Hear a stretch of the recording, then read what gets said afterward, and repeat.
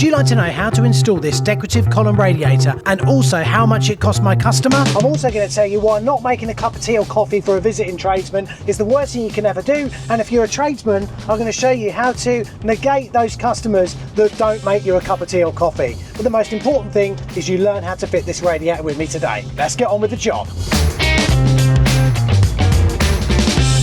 Bunny! He actually got dressed. Right, here we go. Let's have a look at this job then, eh? And he's lovingly put in a lovely bright coloured carpet for us. Chris, do you have coffee? And do you have maybe some extra shitty towels? I've got lots in the van, but you never can have enough. Let's do the coffee first. Black with one, please. How do you guys have your coffee? Hopefully you have it like an adult. Oh God, it's here. I can see it. Bunny! Oh, straight away, as soon as you get here, if you're going to do a job like this, is to make sure that the heating is currently working. It's a typical thing for some nefarious customers to do when they know that something else is wrong in the hope that you don't notice it. And when you do that other job, the thing that's wrong gets picked up by you and they blame it on you. So you have to be careful about that sort of thing. So it's nice to know that the heating's working. The next thing we do is turn all the heating off. After I've done this job today as well, I'm going to be going to Mum and Dad's with Ted. Bit of family time before they go away on holiday, trying to get away from the bleak weather that is the UK at the moment. We've actually got a cafetiere coffee here. Chris isn't just a customer, he's also a mate, aren't you, Chris? And Jimmy is extremely fussy. I wouldn't hear the end of it. Taking pictures of our messy house. And this is actually quite clean for your house at the moment. The boiler's through there, airing cupboard here, flow coming out the boiler there, pump, return going back to the boiler there. We've also got a drain cock, hell yeah! What we want to do is latch this open, because what we're going to try to do for this job is just drain down the upstairs, because that's the only place we want to work. And then we've got our expansion pipe here, because we're on a gravity fed system. And then we've got our feed pipe here. Just going to knock that off. I wonder who put that valve in. Oh yes, it was me, guys. Of course it was. Right, let's pop back upstairs as well. Oh, hold on, the other thing I've got to do, I'm not practicing what I preach. Turn off the heating system. Now, I've known Chris for a very long time. In this particular cupboard, he has a picture, and I'm just wondering if it's still here.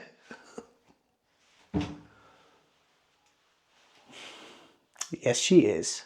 Anyway, let's turn these two off. So that's all turned off now. Right, we'll be going into all of this stuff in just a few minutes time, because I don't know if I'm going to use press fit on this or if we're just going to use solder. I do not know. Poignant towels, these ones, because they're my little baby boy's bathroom towels that he's grown out of now, which is kind of nuts. I'm thinking like little sausage is 20 months now, growing out of all these little towels. Oh. Yeah, it's not a kind of crazy thing just seeing my little boy growing up. Now I've got his seat in the front of the van, and he's come out on a few little trips with me, like getting wood and stuff, ready for the winter, and he just absolutely loves a nice little day at work. He's a big fan, he really is. I love these hoses because they don't kink. Wish I'd put my belt on today, my bum crack keeps coming out. Filthy pigs, how dare you. I've left me tools at the bottom of the stairs at the other end of the house, so I'm not going to go and get my slotty because I can't be bothered. There's a vase in here that's not yours, put that just there, and then hopefully there's a leak, which hopefully there isn't a leak, it'll just run into there, but we'll see. There we go, that's gone. Right, so radiators are draining down now. So now what we've got to do is let the air into the top of the system by venting those radiators out. You can hear the water gurgling out now. Beautiful signs. This video, some people are going to be, oh, I hate this video, they'll say. I hate you, blah, blah, blah, blah, blah. It's the sort of thing you get on YouTube these days. People hate you, even though they've never met you. They don't care about the fact that I'm a dad. I've got my little man, best little boy in the whole wide world. My beautiful wife who looks after him so well. I'm venting in more ways than one, aren't I? Right, so now, we're letting air into this by doing this bit, okay? The most annoying vents in the world of radiators. Seriously drives me nuts. Sucking well though. Nothing I like more than good suction. When you're doing this sort of work in someone's house, obviously open up the radiator valves. And at the same time, divert your gaze from whatever's in the top drawer of the bedside table. So that's the venting down done. We can test to see how well it's going by just opening up the radiator valve that is currently here on the pipework to see if there's any water coming out. Just did a bit. That's not what I wanted to see. So while we're waiting for that to drain down, we can now get out what is probably the heaviest radiator I've ever installed. It's so heavy, it needs its own feet to hold it up. And you know what these mean. These slot into the columns. I'll show you how to do that in a minute when we're getting all this done. Fortunately, once the feet are down, almost all of the weight is held on the feet. And really, you'll tie back to the wall which here is plasterboard. I imagine it's dot and dab going onto breeze block, but I don't know if it's timber frame, who knows. But the tie back to the wall at the top of the radiator is effectively just to hold the radiator back. It's not actually taking the weight of the radiator. We're not wasting time or anything like that. The drains down's on, that's why we do that first. I mean, absolutely beautiful thermostatic radiator valves to put on here. The problem is the pipe work that we've got here doesn't look great, and there's not really going to be a lot that I can do to polish it up. And I'm not sure how far back to the wall I'll be able to get the radiator because the pipe work's in the way. So don't go anywhere. We'll see what we can do about that. You will be seeing it in the video. But look how beautiful that radiator valve is, and that's the thermostatic one as well. Beautiful radiator, lovely colour. These are just, I mean, they put them in, don't ever throw them away. You get free knee pads. Never throw the box away. Always comes in handy when it comes to protecting the house, because if you're on a job and you end up knackering someone's carpet, suddenly all the profit from that day's work has just disappeared. It's been a few minutes, let's see if these have drained out. Hell yeah, that's what I wanted to see, beautiful. Yeah, all good, beautiful. So system's drained down. Next thing you need to do is ascertain the centre of the space in which you want to install the radiator. Now, for us, that's quite easy because if we look at the space, it's kind of pretty much defined by the space, isn't it? Measure the distance, cut it in half, make a tiny little nick mark right in the middle. We can go from there. Press the button. There you go, 150.9 centimetres. 75 point. So there's our centre there. Now we can work off everything from there. Beautiful. Next up, we count the columns. There's 22 columns. That means this gap here is the centre. I'm going to be putting my brackets on the third column in because it kind of hides them a little bit.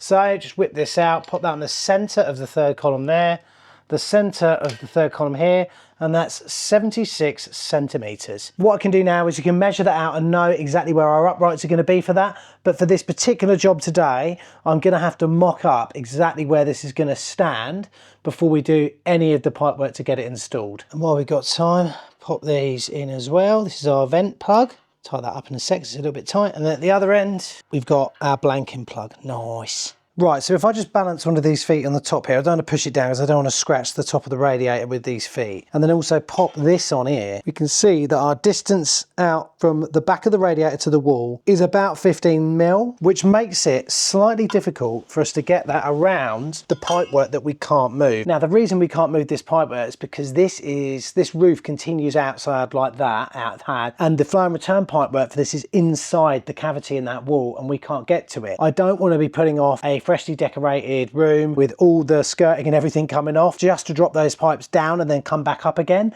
That is a massive amount of work. And obviously we've got a little bit of higgledy-piggledy stuff going around here because inside there we've got the towel rail for the ensuite. So we kind of want to make sure that we can put this radiator in this position without having to move these pipes at all. And I think I've come up with a bloody good way of doing it. So normally this would sit here like that. And if we try and marry up exactly what this is doing, that doesn't work at all, does it? But everybody, what about this, eh? And suddenly everything's okay. It does mean my bottom brackets won't go on the third column. They'll probably have to come in 1 or 2 columns to miss the T's that come out of the wall feeding the pipework. Also, I was going to cut back the carpet where this goes down, but I'm not going to now. I'm going to screw straight through the carpet. I think this will look better in the long run. Come to me, Kitty. We're filming. Nice to see you. Oh, shut up, Barney. Everyone hates you on this channel. Shut up. We now need to move our feet so they're on the 5th column in from each end. To account for where the pipes come out of the wall, we can't move them, can we? And I've consolidated our wall brackets to be in the same column as well. So we measure that distance out, divide it by 2, and now I can use a laser to get our feet and our uprights in line with each other. Good thing about these, right, I can actually set this up all the way over here out of the way. Press that button and we've got our upright. Barney. I know now I can get that there like that, line that up on there like so. Also, I know that that's going to be centre there, it's going to be centre on there as well. So let's just pop this out of the way, we'll screw that one down, and then I'm actually going to put the radiator into those feet just to sort of mock it all up and see if it's going to work okay. Right, so we're just getting this screwed into ground now. Obviously you're taking a bit of a risk because you don't really know what's in here, but that's just nice and One time I was at a customer's house, well, as soon as I got there, the guy I was working for, the builder, he said, this is a dry house, mate, it's a dry house. Ooh. The lady who didn't appear to have a job and whose boyfriend didn't appear to have a job either, I think we were doing a council jobby. She sat on the sofa for the whole week while we were changing over her bathroom that also had a very small loft, and there was difficulties getting the pump shower in. On the Friday, finally, she offered me a cup of tea. Literally, she's been sat there all slobby and horrible the whole bloody week. She offered me a cup of tea. I said, oh, lovely, yeah, I'll have a cup of tea, white, no sugar, please. And she made it out of the hot tap. And it wasn't a boiling water hot tap. Disgusting.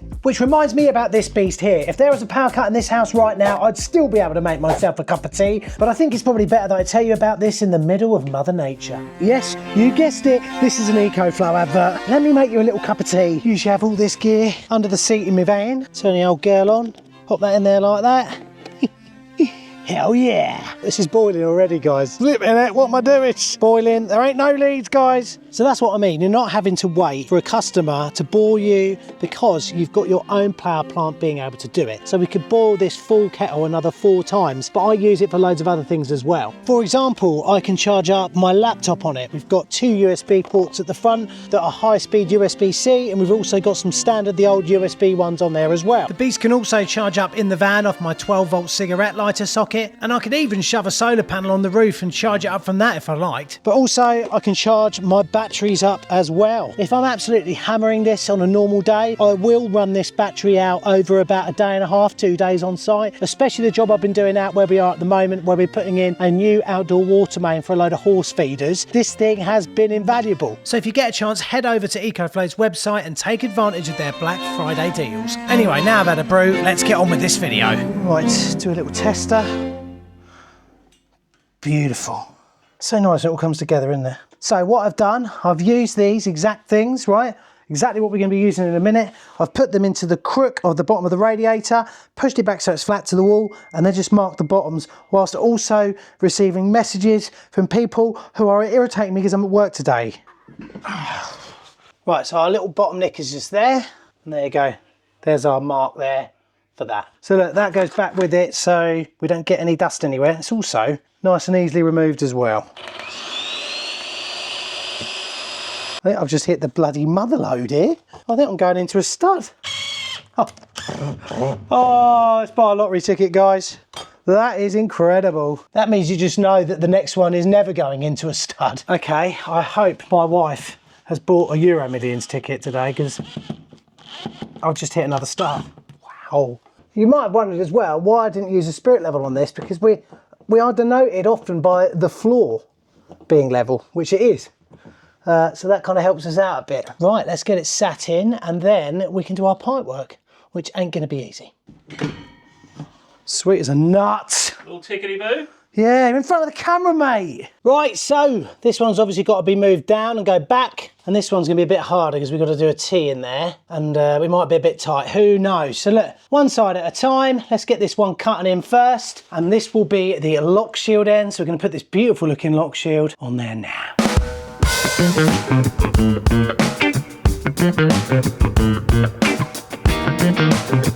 Now come the comments. Why are you putting jointing compound on there? I've never done that and I've never had a leak. Well, lucky you.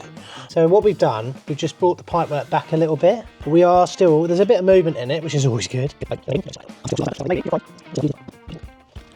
Right, so that's in. I've already balanced that as well. I just blew through it. Looking nice. Very nice. This one's going to be a flipping nightmare, but I've marked this out. So I've put the valve on here, like that, right? Put that on there. Then I've marked out where the pipe needs to be cut. So I'll cut that there, but then I'll cut the other side obviously back here.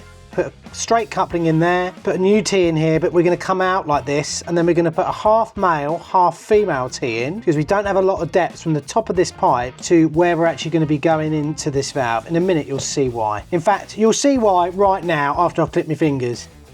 There you go, lovely, all done. And then I'll give this a bit of a brasso and also get some wipes and just get this wall wipe, because when I was cleaning the pipe down with my little cleaner tool, I just sprayed a little bit of water up there, and black water on this is so hard to get off. Those wipes really do a good job of it. So the radiator is installed. I'm not going to show it to you just yet. We're going to go downstairs, get the hose switched off and the feed on, because I've also gone around to every radiator as well and made sure that we've shut the bleeds off. We don't want water coming out of those bleeds, do we, Kiri? This is the moment I'm scared of. Let me show you. We need to hear water going in here. If we don't, this is blocked, okay? We need to hear that.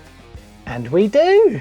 Perfect. First place to go is the radiator that we've worked on. That's the most important place to go now. So that's it. Water's coming back into the system, Kiri. I'm sure you're happy about that. So yeah, the most important place we can go to now is the radiator that we've been working on, because that's where we've been doing stuff to the pipe work and everything.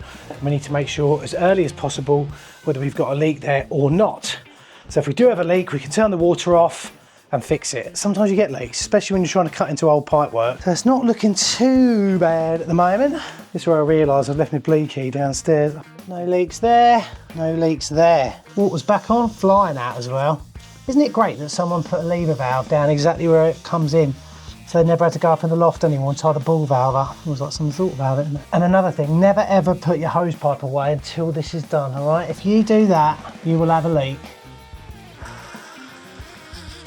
There we go, she's full. Now I'm going to vent every radiator. You can join me when we get the heating turned back on. Right then guys, it's the moment of truth, like, as they say in Scotland, and we go. All the rads are filled up. I only had one that someone rang me on while I was filling it up, and literally that was when the radiator was full of water. Just got to the top of the rad and black water came out. But which reminds me, in a minute I will be shoving salt inhibitor in here. All right, cool, dogs. Whoa, Barney, jeez, flipping animal, eh? He's a danger to the public, that dog. Like that, okay, and I've already heard that ping off. The hot water can go back to auto.